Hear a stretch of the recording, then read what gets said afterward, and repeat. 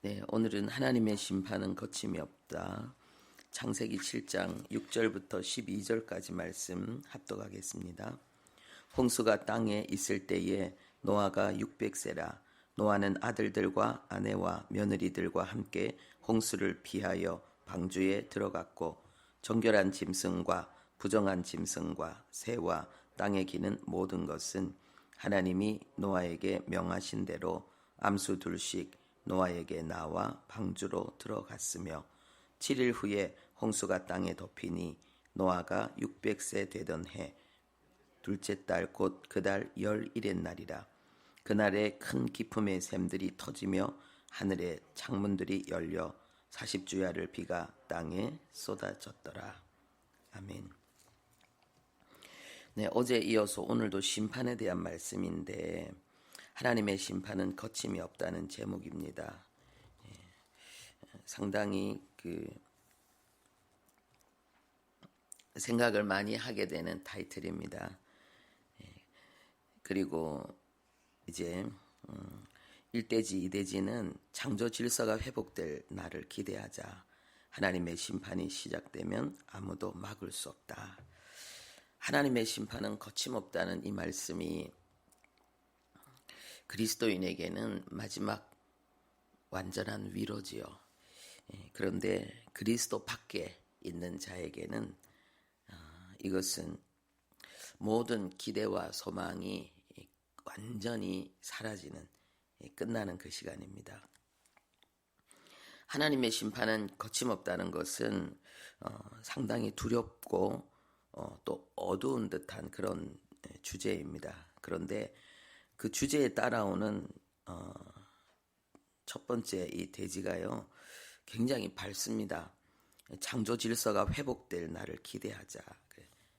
창조, 질서, 회복, 이 단어들이 굉장히 밝고 그리고 선하고 아름답습니다. 여러분, 창조 질서가 회복되는 날이 바로 천국에서 이제 우리가 사는 날인데, 이 땅의 모든 고통과 수고가 끝나고 하나님이 우리에게 원래 계획했던 것들이 완벽하게 성취되어지는 그 날이죠. 에덴보다 더 좋은 날, 그것은 뭐냐 하면은 이 하나님이 주신 이 삶이 다시는 파괴되지 않는 곳이 천국이잖아요. 에덴에서는 파괴되었잖아요. 근데 천국에서는 그게 영원하다는 거죠. 그래서 회복이지만은 사실은 우리가 이제 어떤 의미에 의해서 이제 에덴을 자꾸 이야기하고 에덴으로 돌아가는 것, 그때 잃어버렸던 것을 찾는 그러한 회복이란 단어를 쓰지만은 그게 틀린 건 아니고, 그런데 사실은 에덴보다 더 좋은, 완전케 하는 그 길로 우리는 부름을 받은 것입니다. 그래서 계시록 21장 4절 말씀을 찾아서 묵상했습니다. 창조 질서가 회복된 날이 어떤 날인가? 여러 가지 많은 내용들이 있겠지만 그 중에 특별히 모든 눈물을 닦아주시고 사망과 이별과 애통, 사망과 이별의 애통, 그리고 고통과 슬픔이 다시 있지 않는 곳. 이 말씀이 너무 좋지 않습니까? 그리고 또 천국은 전부 보석으로 다 돼 있어요. 그 성은 정금으로 되어 있다 그랬어요. 그래서 성은 정금인데 맑은 유리 같더라. 저는 이 말씀을 통해서 이 정금이 24금이 아니라는 걸 알게 됐어요. 저는 24금이 전에는 정금인 줄 알았어요. 누렇잖아요. 근데 정금은 맑다고 합니다. 유리처럼. 그래서 진짜 우리가 가는 그 성은 뭐 만화 같은 데서나 우리가 지금 사실 볼 수 있는 거죠. 실제로는 이 땅에서는 볼 수가 없죠. 유리같이 맑은 성을 또 말씀하고 있습니다. 온갖 보석으로 돼 있고요.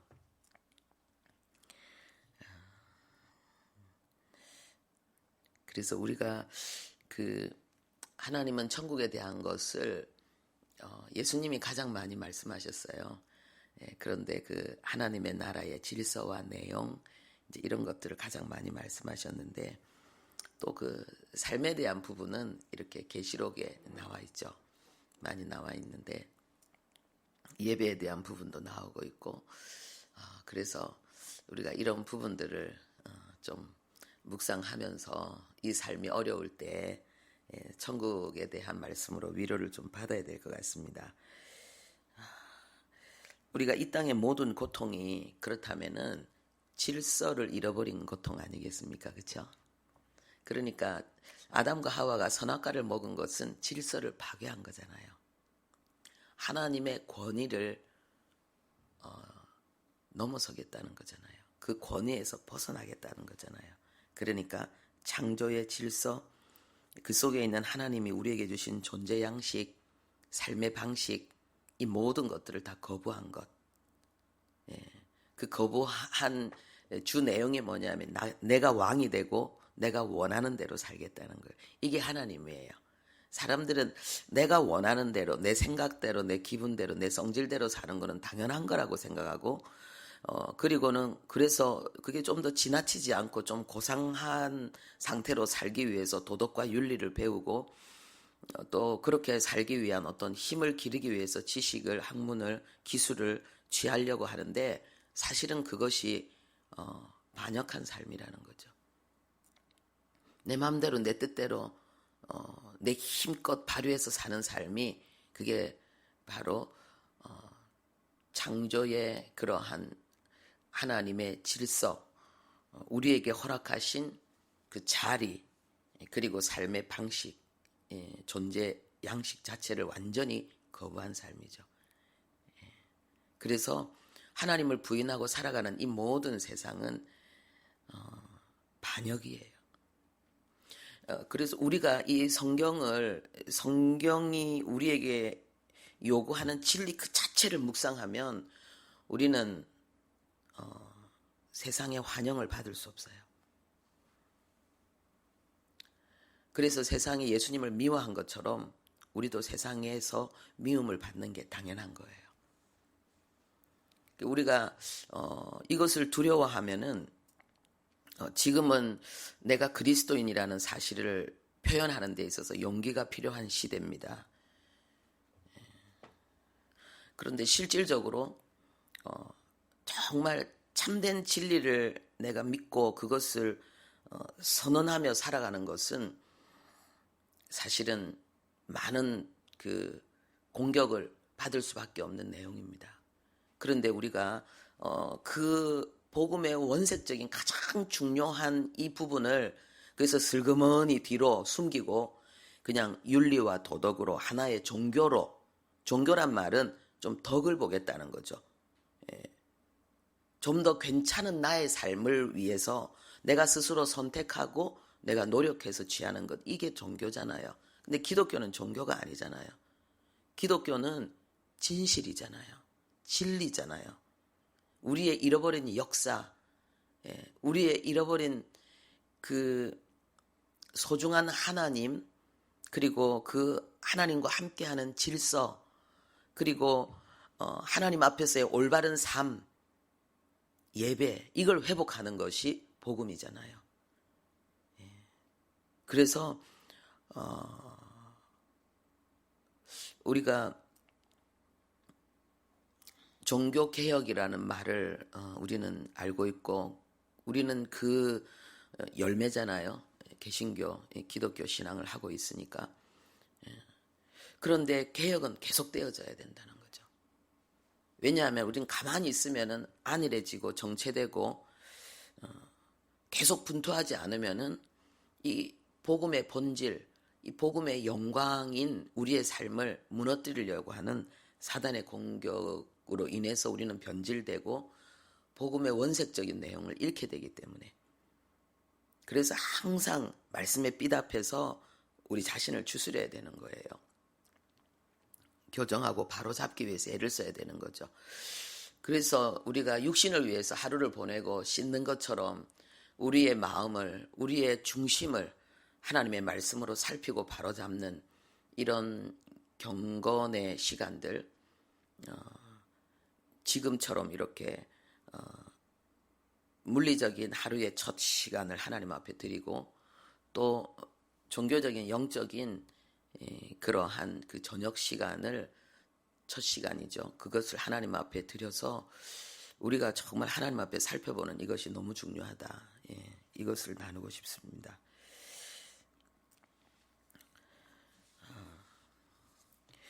이 하나님에 대한 심판은 이 원색 복음의 이 결정체고 그리고 복음의 마지막이죠. 십자가의 죽음과 부활은 완전히 클라이막스 절정이고요. 그런데 이 모든 것의 마무리는 심판입니다. 그런데 이 심판에 대한 이 진리는 사람들이 가장 싫어하는 그러한 내용이죠. 그러니까 십자가의 죽음과 부활을 사람들은 비웃을 수 있습니다. 이렇게 비웃을 수 있습니다. 그런데 이 심판에 대한 진리는 세상이 비웃는 정도가 아니고요. 아주 짓밟고 무력화시키려고 하는 그런 내용이죠. 그래서 우리가 이 심판에 대한 진리는 좀 많이 감추는 경향이 있습니다. 그런데 우리의 심령 안에서까지 이 심판에 대한 이 진리가 감추어지면 그러면은 우리는 믿음으로 살 수가 없죠. 사실은 모든 것이 타협이죠. 교묘한 타협 내 안에서. 왜냐하면 원래 이 죄성이 거짓말하고 속이는 그게 죄성이니까는요. 이 사단의 죄성의 특징은 뭐냐면 거짓말하고 속이는 자예요. 창세기 3장 그 시작부터가 거짓말이었잖아요. 사기였잖아요. 사기.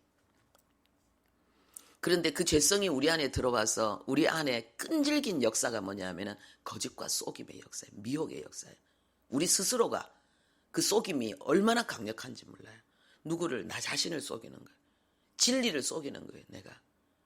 그래서 진리가 우리 안에서 끊임없이 왜곡되어지죠. 그래서 끊임없는 미혹 속에서 우리가 영적으로 깨어있지 못한 거예요. 영적으로 자꾸 잠드는 이유가 우리 안에 거짓이라는 그 죄성이 그 남아있는 그 옛사람의 그 악취가 거짓이라는 악취가 이렇게 우리를 붙잡으면 우리가 거기에 물들면 우리는 속이게 되는 거죠.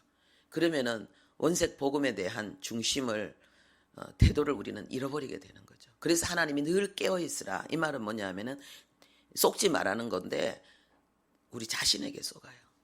우리 자신에게. 그래서 신앙생활 하는데 가장 중요한 것은 열심히 이전에 정신을 바짝 차리고 이 복음의 내용을 우리가 얼마나 정확하게 인식하는가 이게 중요하고 그리고 그 복음의 내용을 정확하게 인식하는 것은 하나도 어려운 것이 아닌 것이 그냥 성경에 기록된 대로만 믿으면 되는 거죠.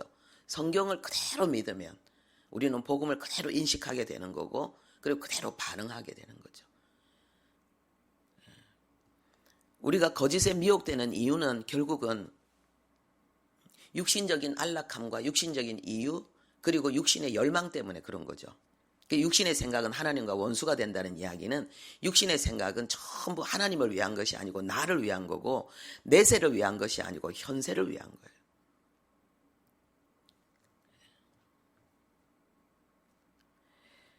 그래서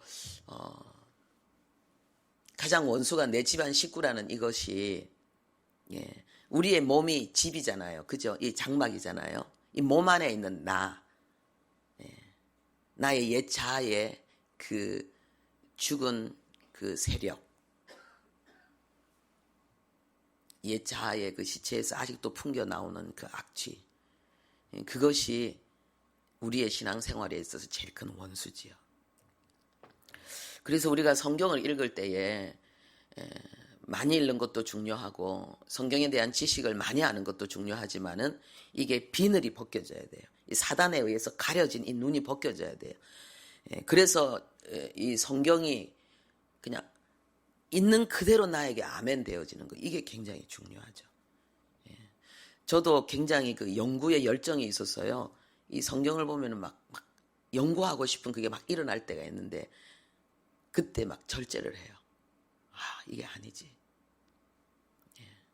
이 말씀이 내 영혼의 양식이 되는 게 중요하고 지금 이 말씀이 내 영혼의 거울이 되어서 내 영혼을 비추고 그래서 하나님의 말씀이 우리에게 요구하는 것 하나님이 가르치고 책망하고 그죠? 우리를 온전케 하는 그 역사가 내 안에 일어나는 것 이게 중요하지. 그렇게 할 때가 많습니다. 우리가 그 하나님의 심판을 바로 받아들이려고 하면은 하나님의 나라에 대한 이해가 필요합니다. 하나님의 나라.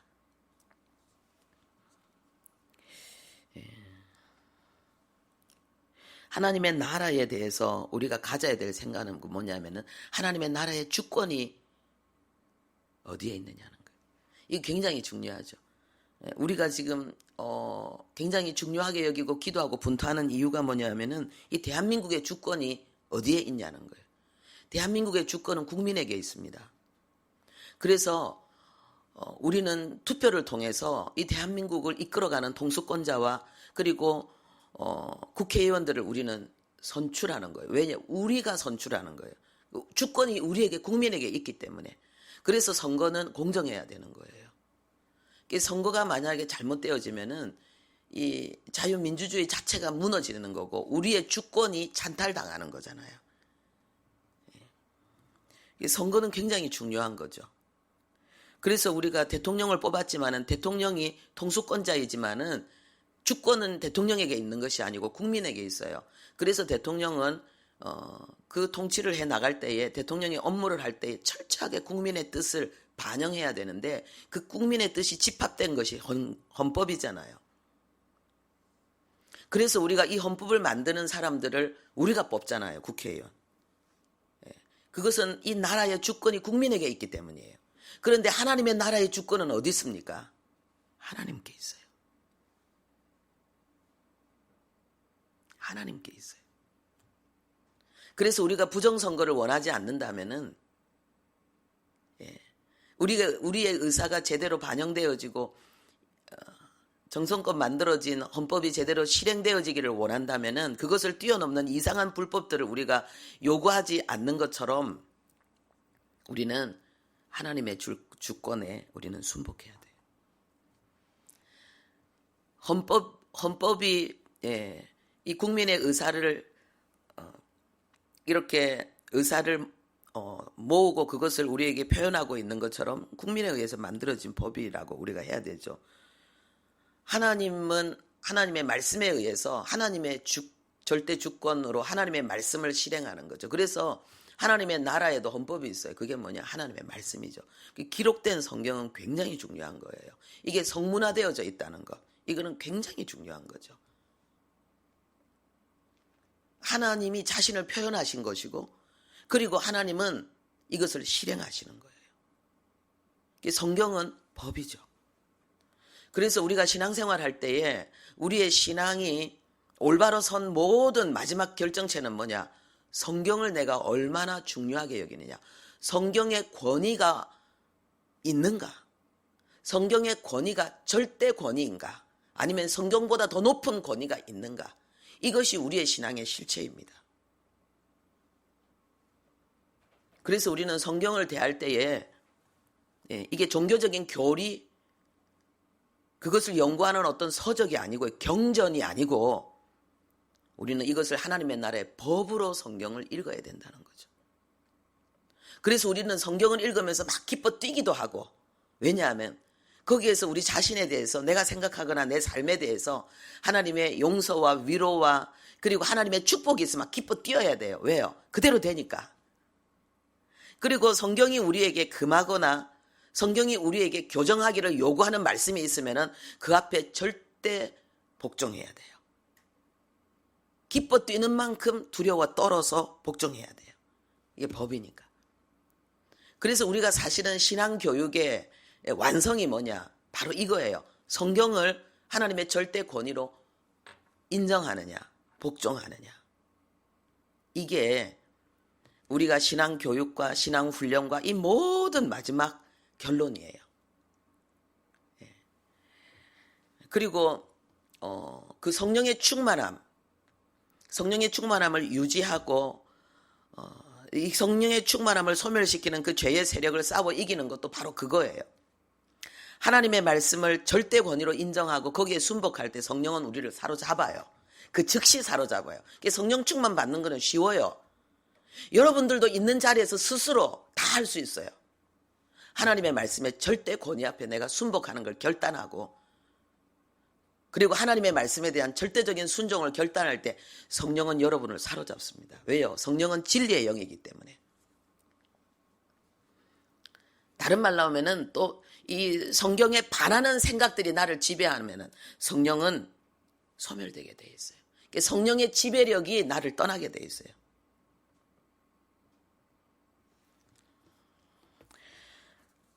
이 절대 주권이, 하나님의 말씀이 절대 주권이라는 것은 가장 심각한 게 뭔 줄 압니까, 여러분? 하나님의 절대 주권을 방해하는 가장 심각한 게 뭔 줄 압니까? 교회 안에 있는 많은 가르침과 교훈들이에요. 그리고 예수님이 직접 그걸 지적하셨죠. 사람의 교훈으로 하나님의 말씀을 대적하는 자들. 그게 서기관과 바리새인들이에요. 그래서 주의 종들이 두려운 거예요. 말씀을 가르치는 자들이기 때문에. 지식의 열쇠를 가지고 자기도 들어가려고 하지 않고 다른 사람도 못 들어가게 하는 것. 그것은 잘못된 가르침. 그래서 예수님이 제자들에게 서기관과 바리새인들의 교훈을 조심하라 그랬어요. 누룩을 조심하라는 거. 그건 잘못된 가르침. 그 당시 교회 안에 있는 지도자들이었죠. 이런 말 진짜 많이 안 하고 싶은데, 왜냐하면 저는 기본적으로 목사님들, 주의 종들을 존경하고, 정말 저는 목사님들이라면 무조건적인 존경을 먼저 마음에 가지고 있거든요. 여러분들도 그런 마음을 가지기를 원합니다. 그게 하나님 나라의 중요한 질서입니다. 교회의 질서죠. 그런데 그럼에도 불구하고 우리가 가져야 될 것은 하나님의 말씀의 권위는 최고 위에 있어야 돼요.